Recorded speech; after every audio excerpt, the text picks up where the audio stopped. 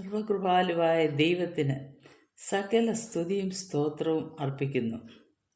ഈ പഠനം ശ്രവിക്കുന്ന എല്ലാ സഹോദരിമാർക്കും കർത്താവായ യേശുക്രിസ്തുവിൻ്റെ വിലയേറിയ നാമത്തിൽ എൻ്റെ സ്നേഹവന്ദനം. മനുഷ്യജീവിതത്തിലെ പരാജയങ്ങൾക്ക് പ്രധാന കാരണം മറഞ്ഞു കിടക്കുന്ന യാഥാർത്ഥ്യങ്ങളെ ഉൾക്കൊള്ളുവാൻ സാധിക്കാതെ ഇരിക്കുന്നത് കൊണ്ടാണ്. ജീവിതത്തിൽ ഇപ്രകാരം ചില യാഥാർത്ഥ്യങ്ങൾ ഉണ്ടെന്നും അത് മനസ്സിലാക്കി ജീവിതത്തെ ക്രമീകരിക്കണം എന്നുമുള്ള ചിന്ത പലപ്പോഴും നമ്മെ ഭരിക്കാറില്ല. ശാന്തമായി ഒഴുകുന്ന നദിയുടെ അടിത്തട്ടിൽ അദൃശ്യങ്ങളായ അടിയൊഴുക്കുകളുണ്ട്. ബാഹ്യപ്രകൃതി മാത്രം കാണുന്നവർക്ക് കലുഷിതമായ ആന്തരിക പ്രകൃതി കാണുവാൻ സാധിക്കുകയില്ല. ശിംശോൻ്റെ ചരിത്രത്തോടനുബന്ധിച്ച് ഇതിലെ കഥാപാത്രങ്ങൾക്ക് സംഭവിച്ചതും ഇതുതന്നെയാണ്. നാശം വിതയ്ക്കുന്ന അടിയൊഴുക്കുകളെ കാണുവാൻ തക്ക ഉൾക്കാഴ്ച അവർക്കില്ലാതെ പോയി. ഇനി ശിംശോൻ്റെ കാര്യത്തെക്കുറിച്ച് ചിന്തിക്കാം. ശിംശോൻ അപകടത്തിലേക്കാണ് നീങ്ങുന്നതെന്ന് തൻ്റെ ചരിത്രം പരിശോധിച്ചാൽ മനസ്സിലാക്കാം. ലഭിച്ചതെല്ലാം ദൈവികമാണെന്നുള്ള യാഥാർത്ഥ്യം താൻ ഉൾക്കൊണ്ടില്ല. കാര്യങ്ങളെല്ലാം വളരെ എളുപ്പം തൻ്റെ മുൻപിൽ വന്നു ചേരുന്നു. ലഭിച്ച ദാനങ്ങൾ താൻ യഥേഷ്ടം ഉപയോഗിച്ചു. ദാതാവിനെ മറന്നു കളഞ്ഞു. ഈ അനുഗ്രഹങ്ങളെല്ലാം തനിക്കായി വേർതിരിച്ച് കിട്ടിയതാണെന്നും അതെല്ലാം തൻ്റെ അവകാശമാണെന്നും ശിംശോൻ കരുതുന്നു. ശിംശോൻ്റെ ഈ സ്വഭാവത്തെ ഇംഗ്ലീഷിൽ ടേക്ക് ഇറ്റ് ഫോർ ഗ്രാൻഡഡ് എന്ന വാക്യപ്രയോഗത്തിലൂടെ നമുക്ക് വിശേഷിപ്പിക്കാവുന്നതാണ്. നാസിർ വ്രതം യഥേഷ്ടം ലംഘിക്കുന്നു. ദൈവിക ശക്തി തൻ്റെ കോപശമനത്തിന് വേണ്ടി ഉപയോഗിക്കുന്നു. ദൈവം പലപ്പോഴും അവനെ ഫെലിസ്ത്യരുടെ കയ്യിൽ നിന്നും രക്ഷപ്പെടുത്തുന്നു. ഈ ദൈവിക പരിപാലനത്തെക്കുറിച്ച് താൻ പാടെ മറന്നുപോകുന്നു. ദൈവത്തിന് മഹത്വം കൊടുക്കേണ്ട സ്ഥാനത്ത് താൻ സ്വയം മഹത്വം എടുക്കുന്നു. എക്കാലവും ഈ നല്ല കാലം തുടരുമെന്ന് മിഥ്യാധാരണ തന്നെ ഭരിക്കുന്നു. യാഥാർത്ഥ്യവുമായി ഒരു പുലബന്ധം പോലുമില്ലാതെ ശിംശോൻ ജീവിക്കുന്നു.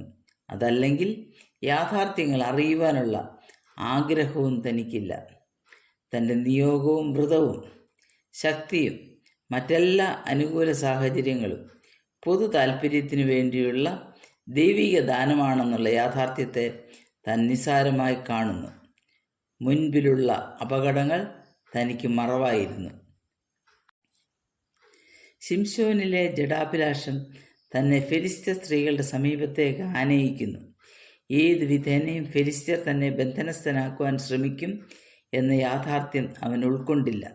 എവിടെയായാലും തൻ്റെ ശക്തി കൊണ്ട് രക്ഷപ്പെടാമെന്ന മിഥ്യാധാരണ തന്നെ ഭരിച്ചു.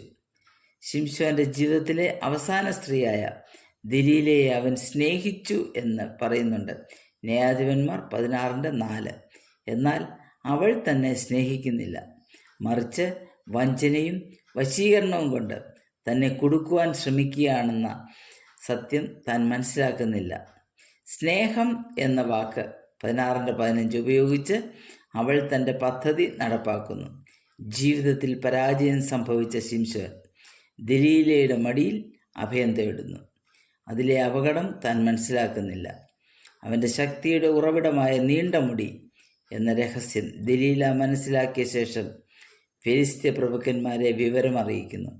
ശിംശോൻ്റെ തലയിലെ ജട അവനും ദൈവവുമായുള്ള പ്രത്യേക ബന്ധത്തിൻ്റെ അടയാളമായിരുന്നു. ഫെലിസ്ത്യർ അത് ക്ഷൗരം ചെയ്തതോടുകൂടി അവൻ്റെ ദൈവിക ശക്തി ഇല്ലാതെയായി. ശിംശോൻ്റെ ജീവിതത്തിലെ ഏറ്റവും ദുഃഖകരമായ അവസ്ഥയാണ് ന്യായാധിപന്മാർ 16:20 നാം വായിക്കുന്നത്. യഹോവ തന്നെ വിട്ടു എന്നറിയാതെ. യഹോവ തന്നെ വിട്ടുപോയി എന്ന യാഥാർത്ഥ്യം അവൻ മനസ്സിലാക്കിയില്ല. കാരണം എന്താണ്? ഒരിക്കലും തനിക്കൊന്നും സംഭവിക്കുകയില്ല, എല്ലാ കാലത്തും തൻ്റെ ശക്തി കൊണ്ട് വിജയിക്കാം എന്ന മനോഭാവം തന്നെ അപകടത്തിലേക്ക് നയിച്ചു. ഇനി ഫെലിസ്ത്യരുടെ കാര്യം എടുക്കാം. അവർ ചതിയിൽ കൂടി ശിംശോനെ പിടിച്ചുകെട്ടി കണ്ണുപൊട്ടിച്ചു. അവരെല്ലാം നേടി വിജയിച്ചു എന്ന് കരുതി തങ്ങളുടെ ശത്രുവായ ശിംശോനെ പിടിച്ചു കെട്ടിയത് അവർക്ക് വലിയ സന്തോഷമുള്ള കാര്യമായിരുന്നു. എന്നാൽ തങ്ങളുടെ മുന്നിലെ അപകടം അവരും മനസ്സിലാക്കിയില്ല.